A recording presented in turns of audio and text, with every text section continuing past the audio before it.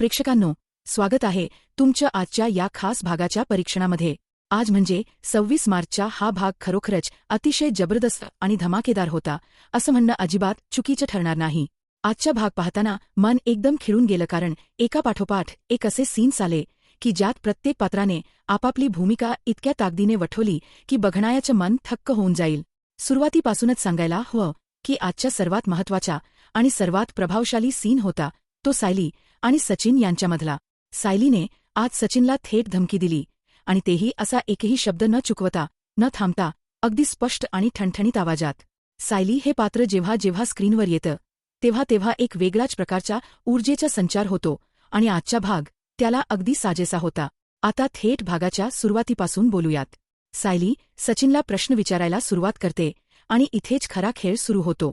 सायली शांतपणे पण अत्यंत धारदार नजरेने सचिनला विचारते की सचिन भाऊजी, मला जाणून घ्यायचे आहे की साक्षीची आणि तुमची भेट नेमकी कुठे, कशी आणि कधी झाली।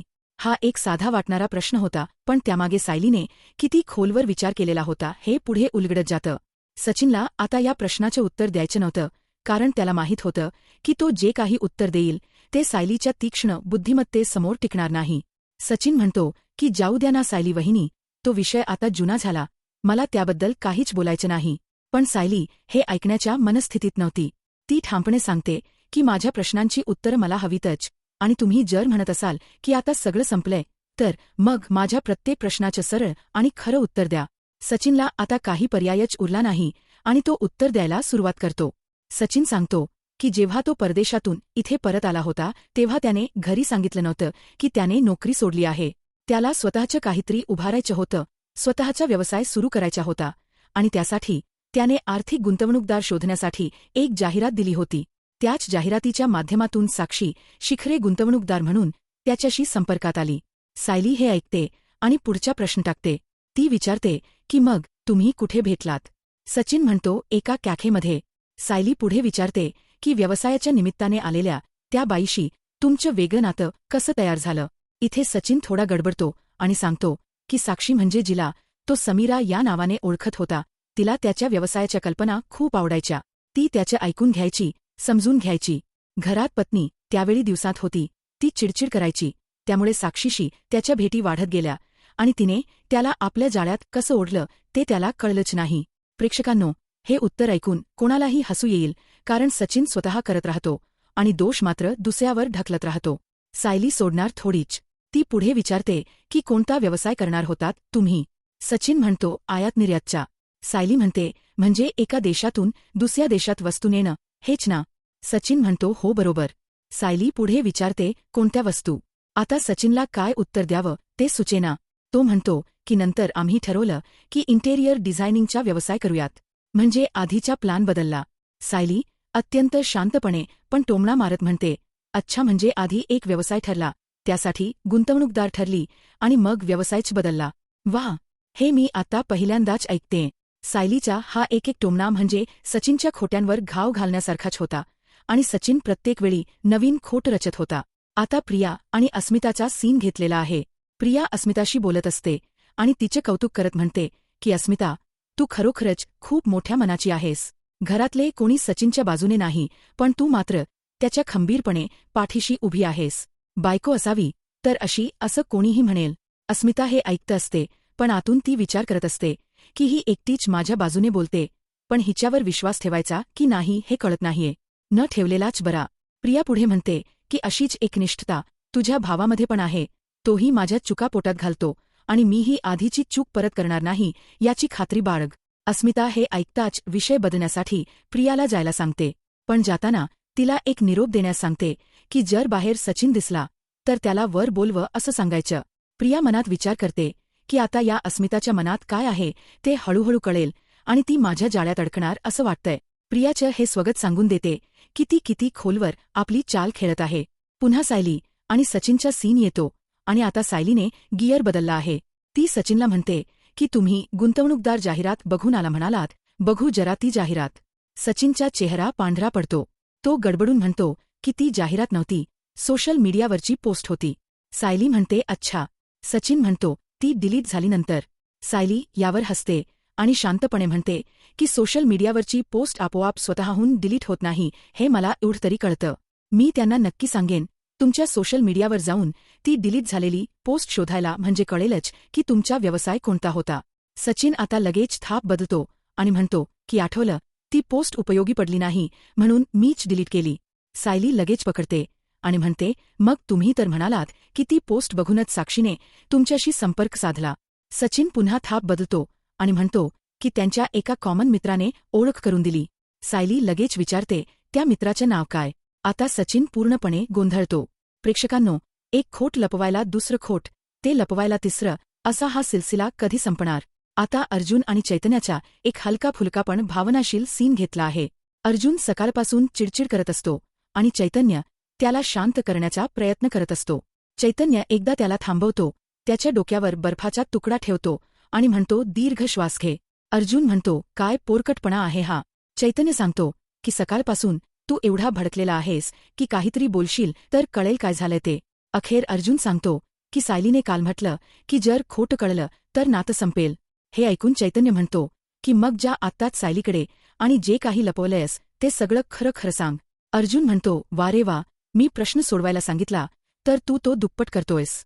चैतन्य म्हणतो, अरे बाबा, खरं सांगितलंस तर प्रश्न संपेल. अर्जुन म्हणतो, सायली शांतपणे ऐकेल का हे? ती एका नजरेत माझ्या चिंधऱ्या उडवेल. चैतन्यालाही आता काय बोलावं ते सुचत नाही. पण खरंच प्रेक्षकांनो, चैतन्याने जे उत्तर दिलं ते खरंच योग्य होतं. खरं बोलणं हाच एकमेव मार्ग असतो. पुन्हा सचिन आणि सायलीचा सीन. सायली आता कुठलीही आडमार्गाने न जाता थेट सचिनला सांगते की तुम्ही सतत खोट बोलताय. तुमची उत्तरं सतत बदलत राहतात. तुमच्या डोळ्यांतून दिसते की तुम्ही खोट बोलताय. मुळात साक्षी शिखरेशी तुमचा संबंध आधीपासूनच होता आणि ती जाळ्यात अडकवण्याची गोष्ट खोटी आहे.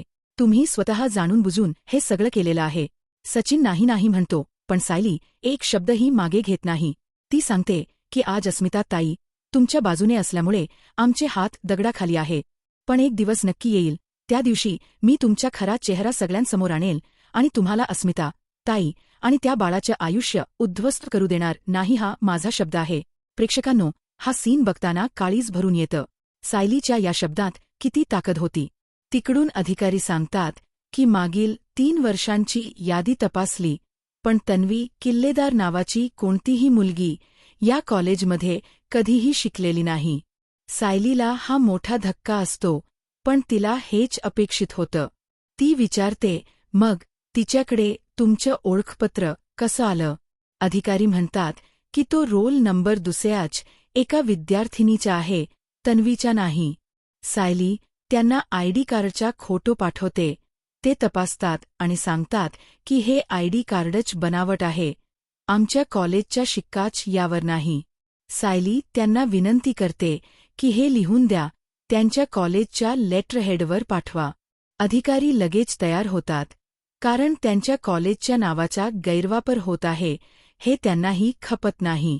सायली फोन ठेवून स्वतःशी म्हणते की प्रिया, तुझ्या प्रत्येक खोट्याचा हिशेब होतोय. तुला वाटलं होतं सुटशील, पण आता सगळ्या बाजूंनी कोंडी होते तुझी. आता सचिन आणि अस्मिताचा पुढचा सीन. आता सचिन आणखीन एक खेळी खेळतो. अस्मिताने डेबिट कार्ड दिल्यावर सचिन तिला जवळ घेतो, पण मनात तो विचार करतो की साक्षी 10 लाख देते म्हणते आणि अडकवून ठेवते. त्यापेक्षा ही जास्त बरी, जी मला विनाट पैसे देते. हे मनोगत ऐकताना कळतं की या माणसाला कोणाशीही खरं प्रेम नाही, फक्त स्वार्थ आहे. हे दाखवताना लेखकांनी एक अत्यंत वास्तवदर्शी चित्र उभं केलं आहे. असे लोक समाजात असतात आणि ते नेहमी प्रेमाच्या नावाखाली दुसऱ्यांचं शोषण करत असतात. आता पुन्हा अर्जुन आणि सायलीचा सीन. रात्री झोपण्याची तयारी चालू असते. अर्जुन टेन्शनमध्ये असतो. सायली म्हणते, तुमचं डोकं खूप जड झालंय, थांबा जरा. ती तेलाची बाटली आणते आणि अर्जुनला डोक्याला मसाज करते. मसाज करताना ती म्हणते की सचिनसारख्या माणसाने केल्यानंतरही अस्मिताची बाजू घेणारा भाऊ आज एवढा हळवा झालाय हे मी पहिल्यांदाच बघते. अर्जुन म्हणतो की अस्मिता मूर्खासारखं वागते, सचिन नाटक करतोय हे सगळ्यांना दिसते, पण तिला का दिसत नाही? सायली समजावते की नव्याच्या बाहेरचा व्यवहार स्वीकारणं कोणत्याही बाईला कठीण असतं, पण सचिनचा खरा चेहरा लवकरच समोर येईल. अर्जुन सायलीला जवळ बसवतो आणि म्हणतो, खरंच तुझ्या या मसाजची गरज होती मला. सायली म्हणते की आजचा दिवस माझ्यासाठी एक मोठी माहिती घेऊन आला. आणि मग ती अर्जुनला प्रियाच्या बनावट आयडी कार्डाबद्दल सगळं सांगते. अर्जुन म्हणतो, हे तर फॅशन डिझायनिंगचं ओळखपत्र आहे. सायली म्हणते, हो, पण ती कधी त्या कॉलेजला गेलेलीच नाही.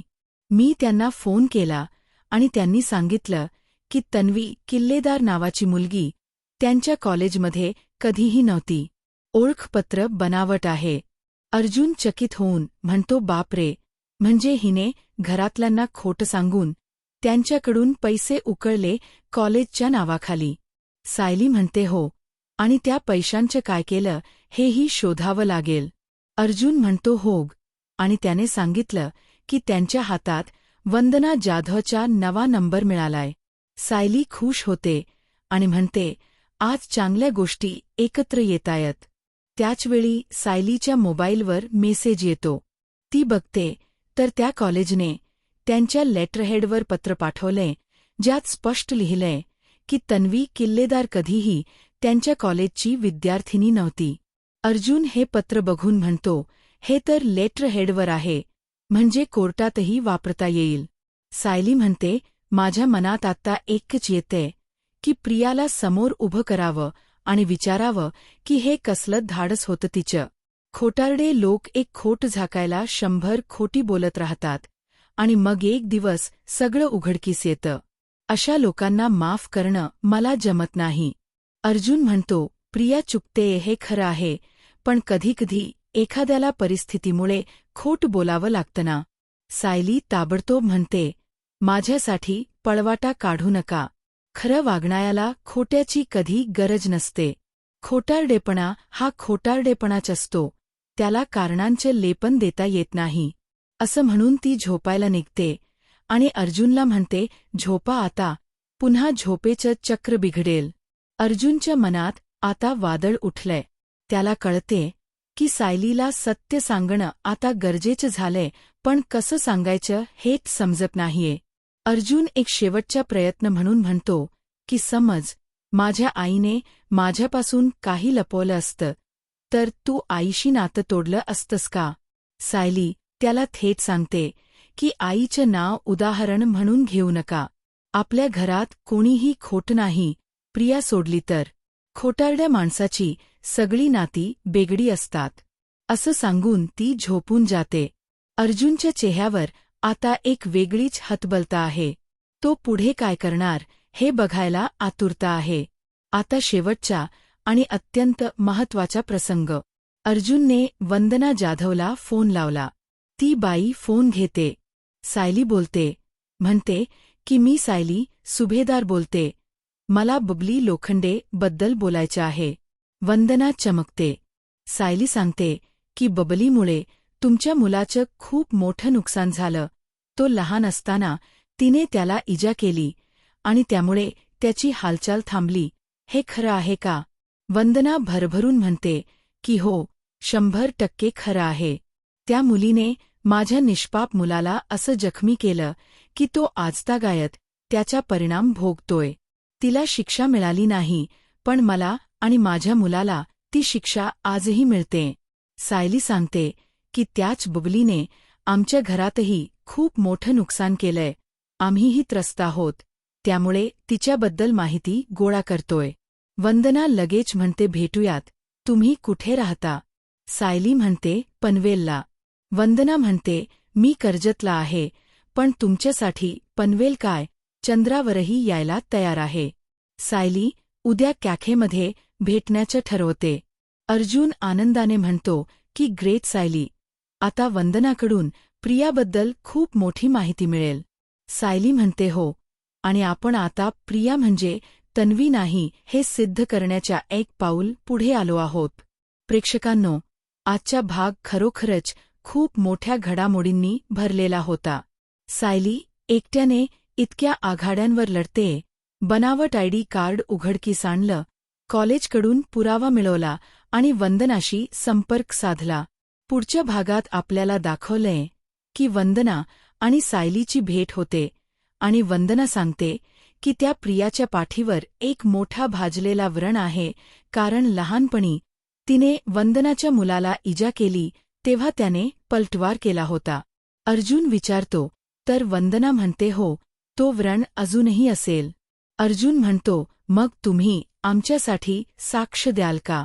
वंदना म्हणते त्या बबलीचा हिशेब लागायला हवा, मी नक्की सांगेन सगळं. इकडे प्रियाला कळत नाहीये की अर्जुन कुठे गेले आणि काय चाललंय. ती त्यांच्या मागावर आहे. प्रेक्षकांनो, खूप मोठा सस्पेन्स पुढे रंगणार आहे. प्रिया लवकरच उघडकीस येणार की नाही? सायलीचे सगळे पुरावे कामी येणार की नाही? अर्जुन सायलीला खरं सांगणार की नाही? आणि सचिन अस्मिताचं आयुष्य आणखीन किती खाली खेचणार, हे सगळे प्रश्न मनात घोळवत बसावे लागतील. आजचा भाग खरोखरच अतिशय दर्जेदार होता आणि सायलीचे पात्र दिवसागणिक अधिक ताकदवान होताना दिसतंय. तिच्यात जे चारित्र्य आहे, जी खरेपणाची ताकद आहे, त्यामुळेच ती अशा एकट्याने इतक्या लोकांशी लढू शकते. हा भाग तुम्हाला आवडला असेल तर नक्की कळवा आणि सोबत रहा, कारण पुढचे भाग आणखीनच धमाकेदार असणार आहे. तुम्हा सर्वांना रामनवमीच्या खूप शुभेच्छा मंडळी. आजचा हा परीक्षण भाग इथेच संपवतो. उद्या भेटूयात पुन्हा एकदा नव्या आणि रोचक परीक्षणासह. तोपर्यंत स्वतःची काळजी घ्या आणि सुरक्षित रहा. धन्यवाद.